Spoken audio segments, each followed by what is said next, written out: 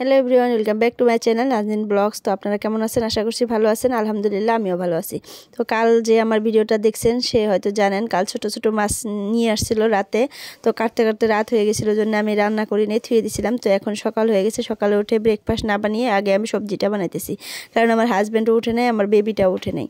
তো আমি বেগুন, আলু, টমেটো দিয়ে ছোটো মাছ দিয়ে চচ্চড়ি করবো। তার জন্য সব কিছু মশলা, কাঁচামরিচ, পেঁয়াজ সব মশলা দিয়ে তেল দিয়ে একটু মেখে এখন বেগুন আলুর মধ্যে সব কিছু মেখে নিব। সবজিটা রান্না করবো আজ হাতে মেখে। তো হাতে মেখে রান্না করলে কিন্তু খুবই টেস্ট হয়, খাইতে চচ্চড়ি জিনিসটা আরও বেশি টেস্ট হয়।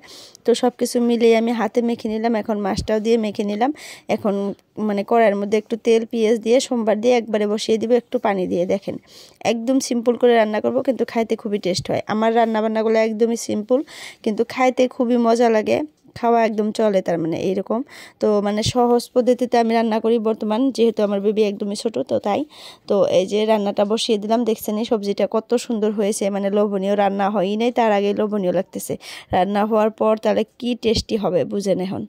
তো এরকম করে রান্না করে খাবেন যদি কম সময়ের মধ্যে রান্না করতে চান। তো হাতে যদি কম সময় থাকে তো এইভাবে রান্না করতে পারেন। তো এই যে মেখে ঝুঁকে একদম বসিয়ে দিছি একটু পানি দিয়ে। এখন একদম ঢাকনা মেরে দিব। ঢাকনা খুলে দেখি একদম পানি শেষ। তো অল্প ধনে বাটা কেটে দিলাম উপরে। এখন আবার ঢাকনা দিয়ে দিব, একটু পানিটা শুকিয়ে আসলে বাইরে রাখবো আর কি। তো এখন দুপুরের জন্য একটা বাটিতে রাখবো, আর রাতের জন্য আর একটা বাটিতে রাখবো। যেহেতু রাতে আর রান্না করবো না, তো দুই বাটিতে দুইটা রেখে দিলাম। এখন ব্রেকফাস্টের জন্য রেডি করতেছি সেমাই। তো আজকে বানাইছি সেমাই, সেটা মুড়ি দিয়ে খেয়ে নিব ঝটপটের মধ্যে। যেহেতু আমার হাজব্যান্ড উঠে পড়ছে, বেবি উঠে পড়ছে, তো এখন আর রুটি টুটি কিচ্ছু করবো না, সেমাইটা করছি। এখন এটা মুড়ি দিয়ে আমরা তিনজনে খেয়ে নিব। আর একটা বাটিতে যে একটু রাখছি, ওইটা রাতে সন্ধ্যাবেলা আমার হাজব্যান্ডে খাবে। তো এখন সারাদিন আর ভিডিও করা হয়নি, তো এখন রাত হয়ে গেছে। তো রাতের বেলা আমার হাজব্যান্ড আর কি আমার বেবিটার জন্য কিছু খাবার নিয়ে আসছে, সেটা আপনাদের সাথে একটু শেয়ার করলাম।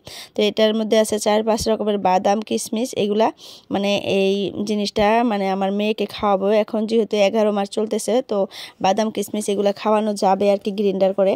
তো এখানে নিয়ে আসছে ওটস, 1 প্যাকেট বাদাম, কিশমিশ সবগুলো নিয়ে আসছে, আর 1 প্যাকেট ওটস নিয়ে আসছে। আর এই খাবারগুলো আমি প্রথম দিব এখন। আর একটা আছে ডালিয়ার প্যাকেট।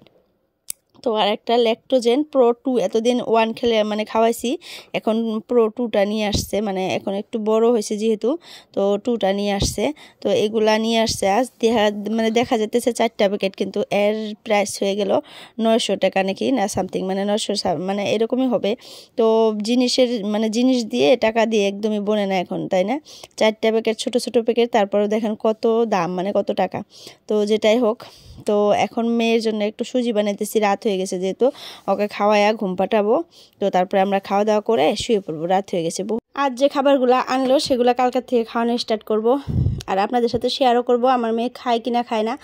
আলহামদুলিল্লাহ আমার মেয়ে সব কিছুই খায় একটু একটু করে, যেহেতু ওর বয়স মাত্র 11 মাস, তো অত বেশি বেশিও খাওয়ানো যায় না।